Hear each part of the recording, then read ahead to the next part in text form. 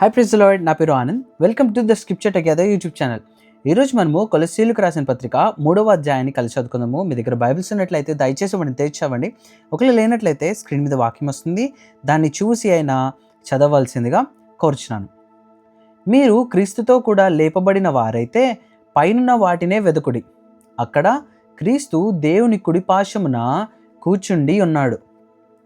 పైనున్న వాటి మీదనే గాని భూసంబంధమైన వాటి మీద మనస్సు పెట్టుకొనకుడి.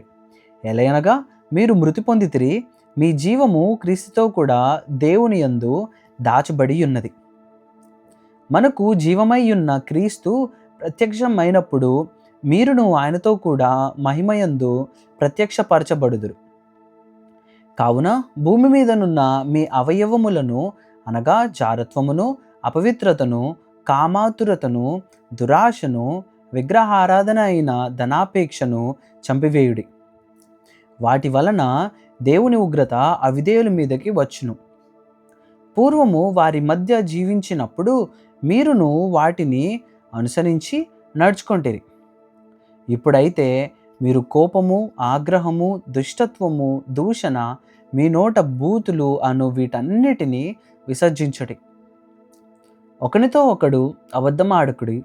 ఏలయనగా ప్రాచీన స్వభావమును దాని క్రియలతో కూడా మీరు పరిత్యజించి జ్ఞానము కలుగు నిమిత్తము దానిని సృష్టించిన వాని పోలిక చొప్పున నూతన పరచబడుచున్న నవీన స్వభావమును ధరించుకొని ఉన్నారు.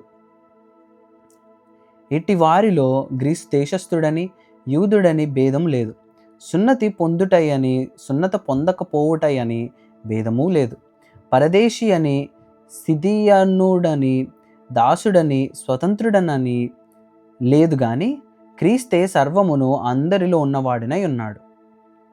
కాగా దేవుని చేత ఏర్పరచబడిన వారును పరిశుద్ధులను ప్రియులునైన వారికి తగినట్లు మీరు జాలిగల మనస్సును, దయాలుత్వమును, వినయమును, సాత్వికమును, దీర్ఘశాంతమును ధరించుకొనుడి.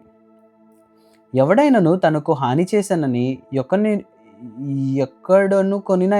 ఒకడనుకొనిన ఎడల ఒకనినొకడు సహించుచు ఒకనినొకడు క్షమించుడి. ప్రభువు మిమ్మును క్షమించినలాగున మీరును క్షమించుడి. వీటన్నిటిపైన పరిపూర్ణతకు అనుబంధమైన ప్రేమను ధరించుకొనుడి.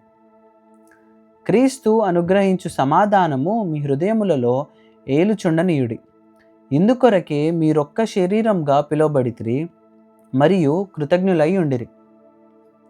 సంగీతములతోనూ కీర్తనలతోనూ ఆత్మ సంబంధమైన పద్యములతోనూ ఒకనికి ఒకడు బోధించుచు బుద్ధి చెప్పుచు కృపాసహితముగా మీ హృదయములలో దేవుని గూర్చి జ్ఞానము చేయుచు సమస్త విధములైన జ్ఞానముతో క్రీస్తు వాక్యము మీలో సమృద్ధిగా నివసింపనీయుడి.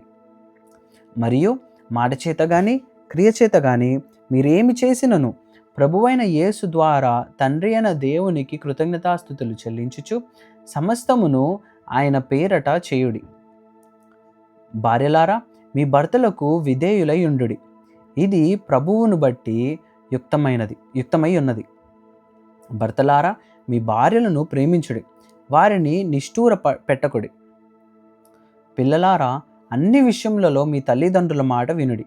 అన్ని విషయములలో మీ తల్లిదండ్రుల మాట వినుడి, ఇది ప్రభువును బట్టి మెచ్చుకొనతగినది.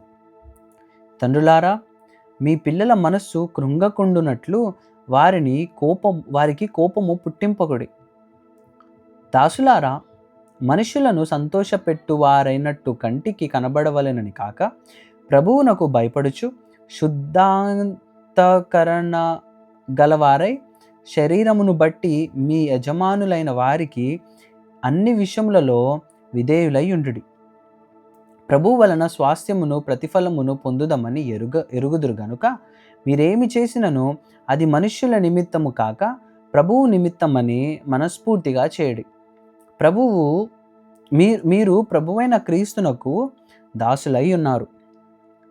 అన్యాయము చేసిన వానికి తాను చేసిన అన్యాయము కొలది మరలా లభించును, పక్షపాతం ఉండదు. దేవుడిచ్చిన వాక్యాన్ని దీవించును గాక. ఆమెన్.